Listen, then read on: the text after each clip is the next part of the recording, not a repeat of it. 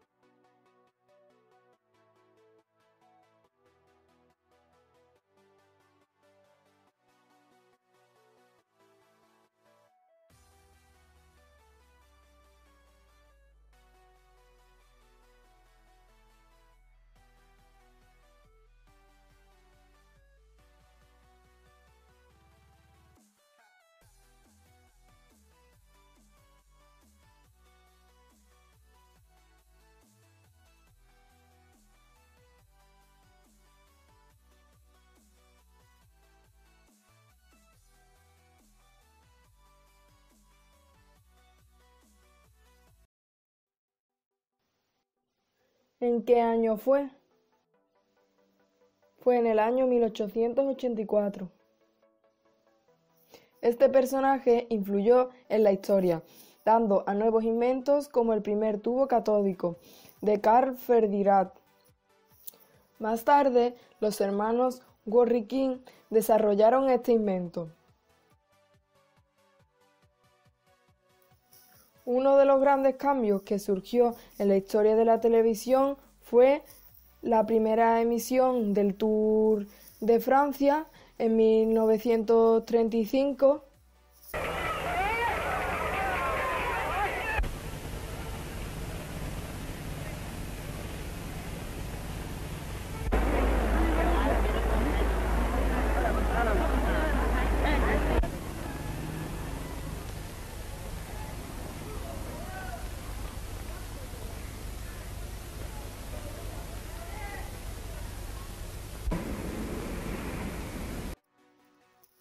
Al año siguiente se creó una emisora de televisión mundial.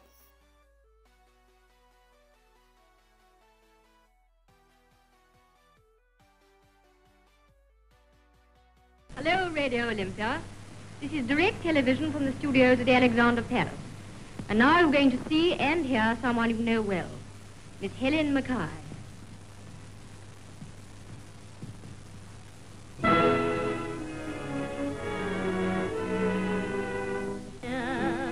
Looking at you from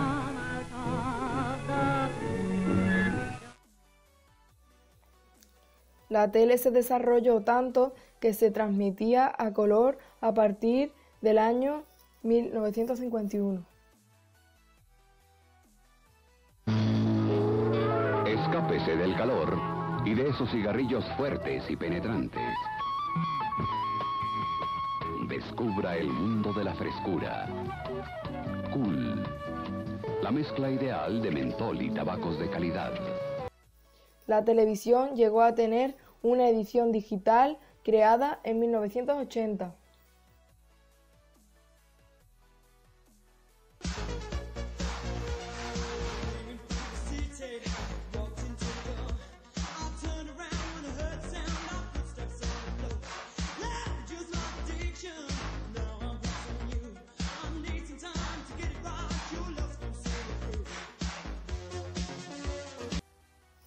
La televisión en HD capta imágenes en alta definición y esto fue creado en el año 1990.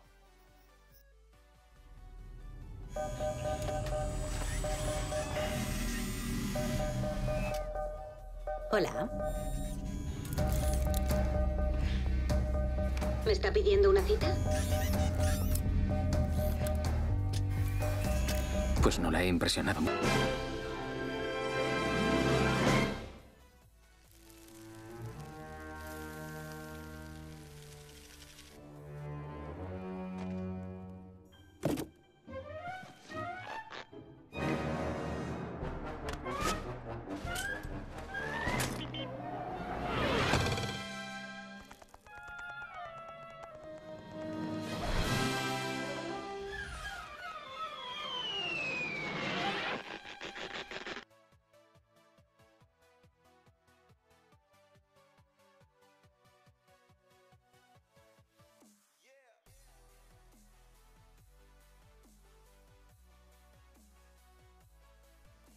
En la televisión existen varios formatos.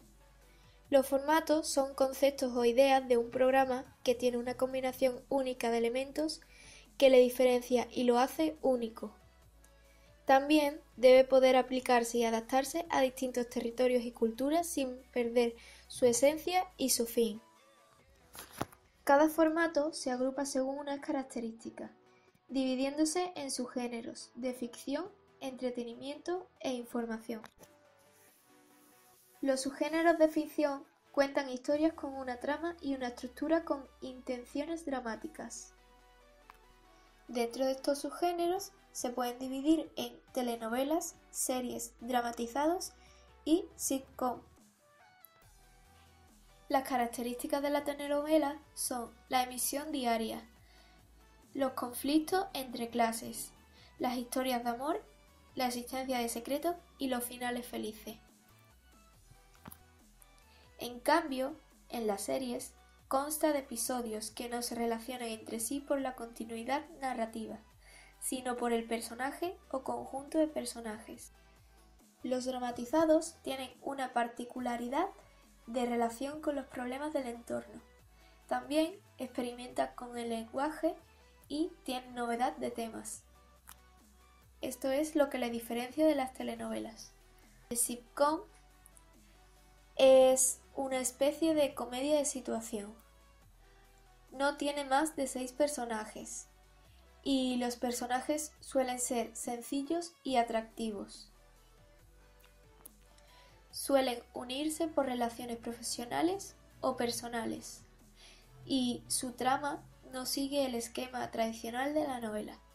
Cambiamos a los subgéneros de entretenimiento.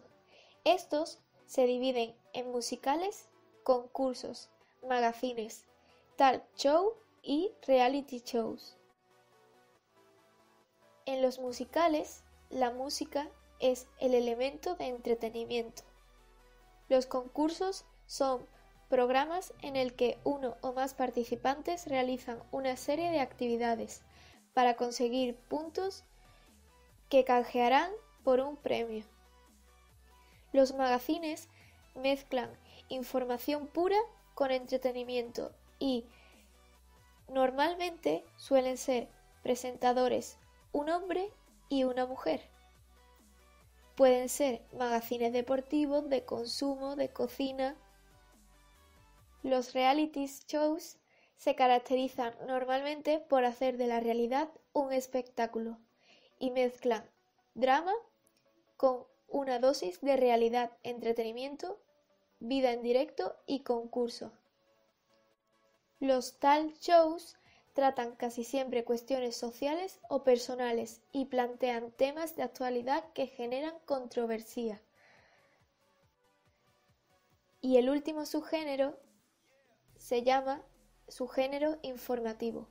Este se divide en noticiero, reportaje, debate, entrevista y documental. Los informativos noticieros utilizan información y noticias de actualidad y su emisión se produce varias veces al día, es decir, mañana, tarde y noche.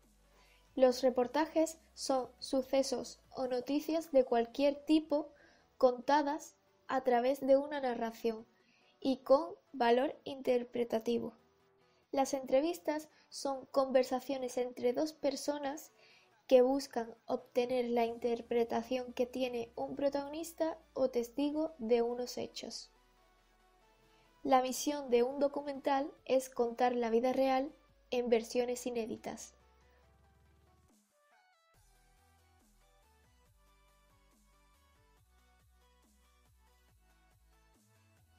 La audiencia designa el público que interactúa con un medio de comunicación, pero la pregunta es, ¿cómo se mide esta audiencia?